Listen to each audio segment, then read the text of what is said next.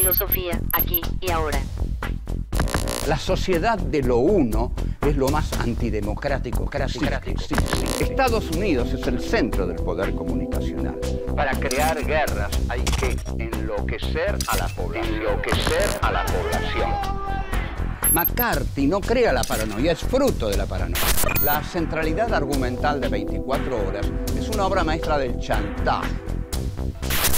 Es necesario que mi mensaje sea el único que llegue a la sociedad. Para eso yo tengo que devorarme el mercado de la comunicación.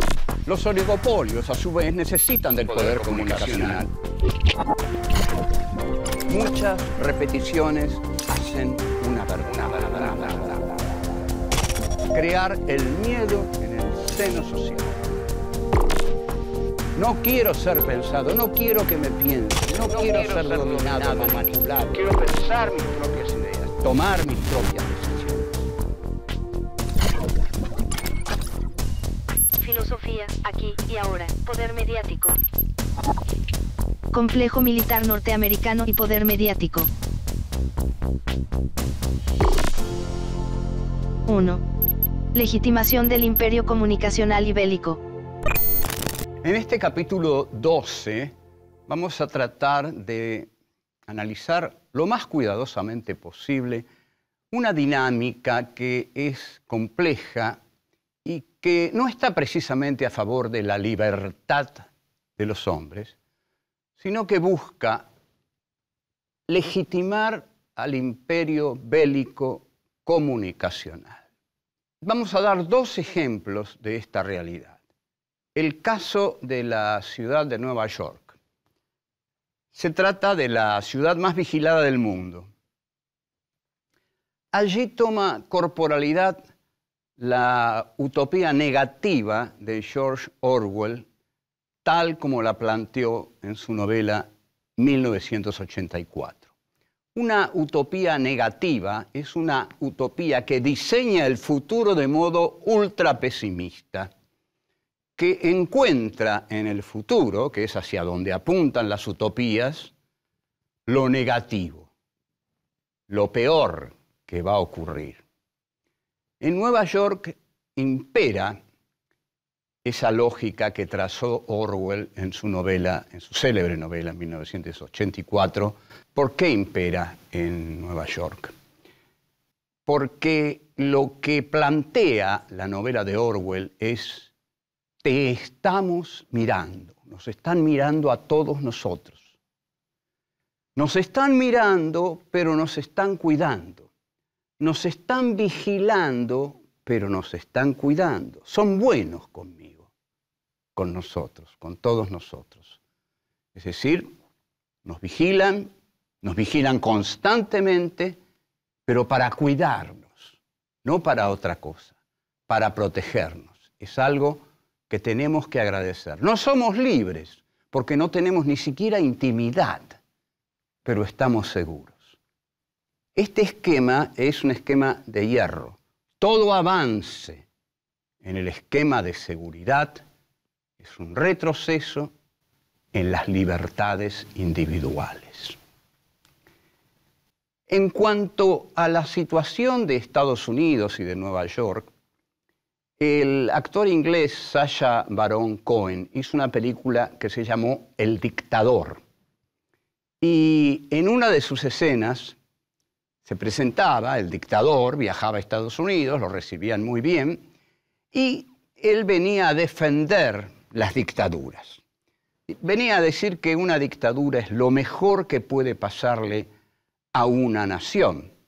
Y les preguntaba a los que lo estaban escuchando, a la gente de Estados Unidos, ¿por qué están aquí en contra de las dictaduras que yo defiendo?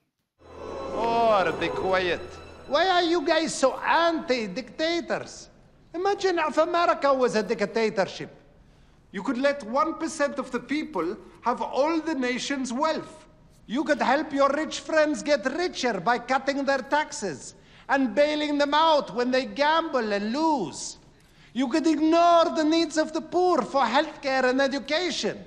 Your media would appear free, but would secretly be controlled by one person and his family. You could wiretap phones. You could torture foreign prisoners. You could have rigged elections.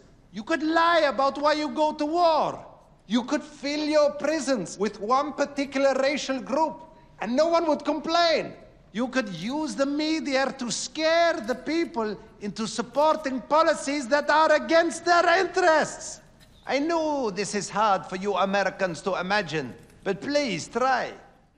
Pero, dice, luego de enumerar todo esto, creo que sí, que ustedes son precisamente eso, una dictadura.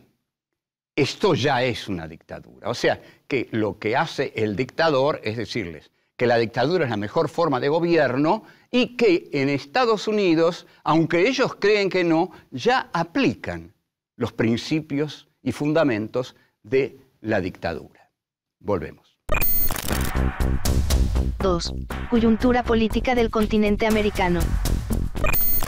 Si la condición de vivir seguros es la de estar constantemente vigilados por los aparatos de vigilancia del poder, esto quiere decir que vamos a estar seguros cuando no estemos libres, pero no nos va a pasar nada.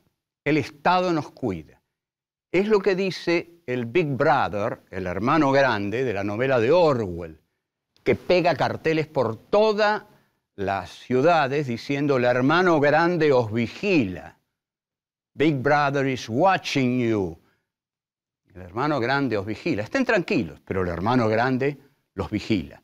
En una sociedad donde la vigilancia es tan importante, tiene que haber muchos espías, lógico. Si hay que espiar a todos los habitantes, tiene que haber muchos espías y un engranaje de espionaje poderoso.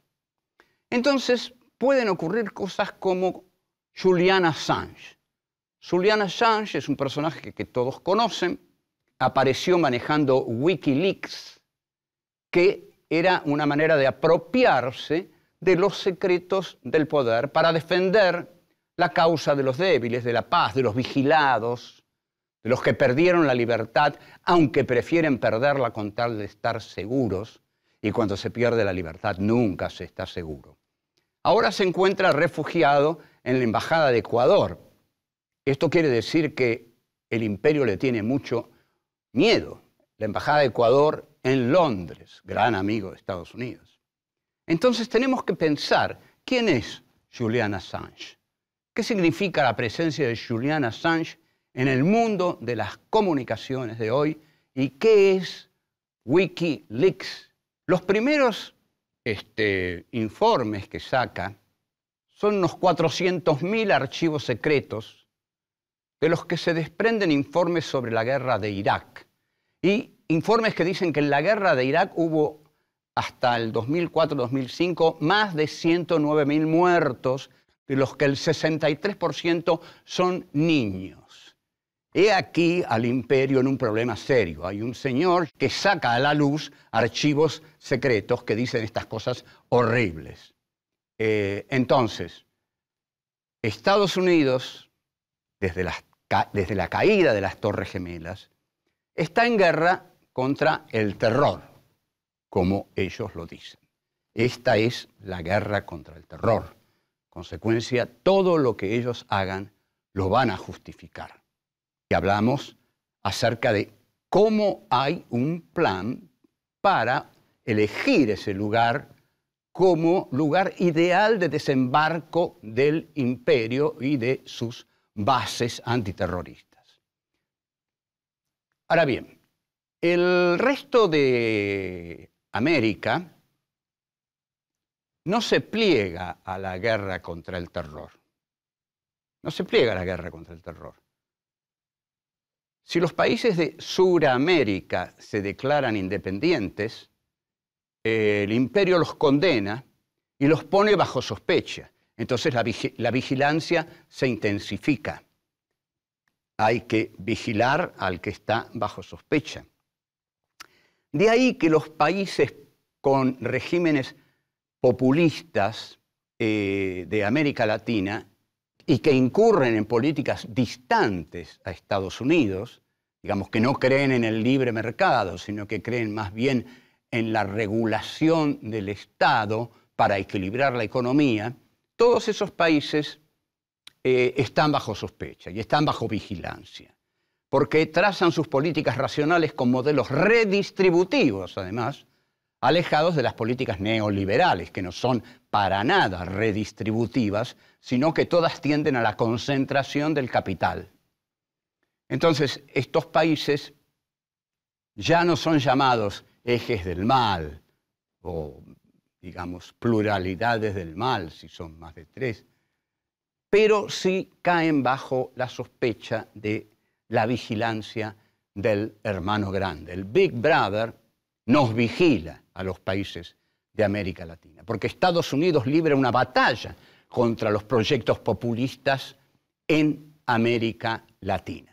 Las clases políticas de América Latina, lo que se llama la oposición, digamos, las clases políticas, incluso comunicacionales, que se oponen a los gobiernos populistas de América Latina, son débiles. Son débiles. Acá en Argentina estamos cansados de escuchar, no me gusta nadie, no me gusta ninguno, la oposición es débil, hasta periodistas estrellas que han sido consagrados por este proyecto de oposición insultan a las clases opositoras, porque en última instancia les reprochan que no cumplen con efectividad lo que tienen que hacer. Se determina entonces, ante la debilidad de las clases políticas nacionales, la tarea de erosionar el poder político gobernante en los países de América Latina. Esa tarea la llevan adelante los medios de comunicación ante el fracaso estrepitoso de la clase política. Entonces, si ustedes no sirven, los medios de comunicación, que son toda una red que viene desde Estados Unidos, tienen que encargarse de la tarea de erosionar a los incómodos gobiernos populistas, distribucionistas de América Latina. Volvemos. 3. La guerra sin fin. Vamos a hacer entrar en escena ahora a un personaje temible y demasiado poderoso. Es el complejo militar industrial norteamericano. Este complejo militar industrial es el que se encarga de fabricar las armas con que los héroes de la libertad y el antiterrorismo van a los países lejanos a luchar contra los que se levantan contra sus intereses. Estados Unidos es una cultura tan compleja y tan rica, que hay remeras que se venden a cualquiera, y las remeras tienen una inscripción que dice: únase al ejército, conozca países lejanos, personas originales y mátelas. Estados Unidos siempre tiene algo de país libre, donde se pueden filtrar estas cosas. En otros lugares esto no iría, esa remera no estaría. Las que llamamos agencias de inteligencia, dijimos entonces, son las que se encargan de vigilar. Ahora, ¿para qué vigilan? ¿Para qué vigilan? Se vigila para controlar, ante todo. Pero, ¿qué tiene que ver esto con el complejo militar industrial? El complejo militar industrial necesita fabricar armas constantemente porque la economía norteamericana gira alrededor de la industria armamentística. De hecho, el presupuesto militar crece constantemente. Ya no hay presidente que lo pueda bajar. Y el poder mediático colabora con el poder industrial. Esta unión entre el complejo militar industrial y el poder mediático es el poder de Estados Unidos. Estados Unidos está devorado por este complejo militar y la democracia también. Si hay un complejo militar industrial que necesita fabricar armas, ¿qué necesitas? Guerras constantes. Para tener guerras constantes tiene que crear constantemente hipótesis de conflictos. Si no crea hipótesis de conflictos, no hay guerra. ¿Quién se va a encargar de crear las hipótesis de conflictos? Sí, señores, el poder comunicacional va a meter tal paranoia en la cabeza de los pobladores que todos van a pedir guerra. Guerra porque estamos asustados, muy asustados por todo lo que leemos todos los días en los diarios.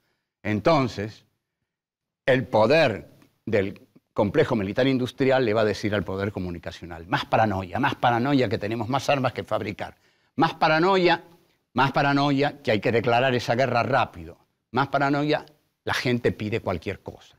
Y el gran hecho paranoico del siglo XXI fue el derrumbe de las Torres Gemelas, que permitió la invasión a Afganistán, a Irak, y esa guerra que actualmente libra Estados Unidos y que le permite al complejo militar industrial fabricar armas, y que toda la economía gire alrededor de la fabricación de armas. Volvemos. 4. La visión de Dwight Eisenhower. El primero que advirtió los peligros del complejo militar industrial fue Dwight Eisenhower, cuando terminó su segundo periodo presidencial, en un discurso que dio en enero de 1961. Eisenhower fue el militar del desembarco en Normandía el día D, gran figura de la derrota de los nacionalsocialistas, y fue el militar que entró en Auschwitz e hizo llamar a todos los alemanes que vivían en un radio muy amplio alrededor de Auschwitz y los hizo entrar para que vieran lo que habían ignorado, los gritos que no habían escuchado, aquello de lo que de un modo u otro cada uno en la interioridad de su conciencia tenía que resolver hasta qué punto era responsable. Pero lo que pasa es que Eisenhower era un conquistador que llegó en el momento en que la Alemania nazi estaba totalmente derrotada, y pudo hacerlo porque en ese momento él era el triunfador. Entonces, hoy llamen a todos y que vean, esto lo hicieron sus compatriotas alemanes. ¿Ustedes escucharon algo? ¿Saben algo? ¿Nos pueden decir algo de esto? Ese fue Eisenhower. Eisenhower, en su último discurso al despedirse de su segunda presidencia, advierte algo puntual y dice: la industria de armamentos, unida al poder mediático y su habilidad para crear estados paranoicos en la población, ¿qué va a generar finalmente? La población va a reclamar guerras. Esto sería fatal y esto generaría guerras de negocios. Eisenhower, 1961. Este discurso es un discurso dolorido de un hombre que se va y quiere despedirse diciendo una enorme verdad: la denuncia del avance del complejo militar industrial. A pesar de estos holocaustos que hemos visto, dice Eisenhower, Estados Unidos es hoy la más fuerte, la más influyente y la más productiva nación del mundo. Estamos orgullosos de eso, dice. Estamos orgullosos de nuestras riquezas, de nuestro poderío militar, pero tenemos que hacer uso de nuestro poderío militar para lograr la paz mundial y el mejoramiento humano. Hasta el último conflicto mundial, sigue Eisenhower, Estados Unidos no tenía una industria armamentística, pero ahora la tiene. Entonces, ahora, ¿qué va a hacer con esto Estados Unidos? 3,5 millones de hombres y mujeres están directamente empleados en seguridad militar, que es el complejo militar industrial. Anualmente, dice, gastamos en seguridad militar por sí sola más que los ingresos netos de todas las corporaciones de los Estados Unidos. O sea que el complejo militar industrial es la más grande de las corporaciones de los Estados Unidos. Este es el peligro que ya Eisenhower viene a denunciar. Entonces, claramente dice, esta conjunción entre un inmenso sector militar y una gran industria de armamentos es nueva en la experiencia americana. Su influencia total, económica, política, incluso espiritual, se siente en cada ciudad, en cada estado, en cada oficina del gobierno federal. Reconocemos la necesidad imperativa de este desarrollo. Sin embargo, dice Eisenhower, pese a reconocer el desarrollo imperativo de la industria de armamentos, no podemos dejar de comprender que tiene graves implicaciones. Nuestro trabajo, nuestros recursos y medios de vida están todos ellos involucrados. También lo está la estructura misma de nuestra sociedad. Debemos protegernos, dice este gran militar, gran figura política, de la adquisición de influencia injustificada. Ustedes observen que Eisenhower en 1961 no quiere que Estados Unidos tenga una influencia injustificada, deseada o no por parte del complejo militar industrial. O sea, está dispuesto a no hacerle caso al complejo militar industrial. Y dice, el potencial de un desastroso incremento de poder fuera de lugar existe y persistirá. No debemos dejar que el paso de esta combinación, armas y medios de comunicación, ponga en peligro libertades o procesos democráticos. No debemos tomar nada por sentado. Solo una ciudadanía alerta y bien informada puede compeler, y aquí viene la frase más importante, puede luchar una ciudadanía bien informada, hay que ver cómo se logra una ciudadanía bien informada. Pero solo esa ciudadanía, dice Eisenhower, puede luchar contra la combinación adecuada de la gigantesca maquinaria de defensa industrial y militar con nuestros métodos y objetivos pacíficos, de modo que tal seguridad y libertad puedan prosperar juntas. La seguridad y la libertad tienen que ir de la mano, pero aquellos que piden la seguridad paranoica la piden al costo de la libertad. Este discurso plantea un antagonismo actual, presente, que no vamos a eludir. O vivimos en una comunidad de terror y odio, o avanzamos en una comunidad de respeto y responsabilidad por la vida del otro. La mayoría de los recursos de Estados Unidos se destinan a la fabricación de armas. Es un peligro para todos por su predominio y los medios de comunicación acompañan este proyecto. Entonces, cuidado, cuantas más armas, más guerras, cuantas más armas, más muertes, cuantas más muertes, más miedo, menos libertad, más paranoia. Y los medios de comunicación acompañan este proyecto. Tenemos que estar todos muy advertidos, muy atentos y no dejarnos estupidizar, engañar para que avance la muerte, porque aquí se trata de la vida o la muerte. La unidad del complejo militar con el poder comunicacional es para la guerra y es para matar. Nosotros entonces tenemos que estar en contra de esa unidad macabra para estar a favor de la vida, de la dignidad humana, de los derechos humanos, de la libertad. Hasta la próxima. Chao.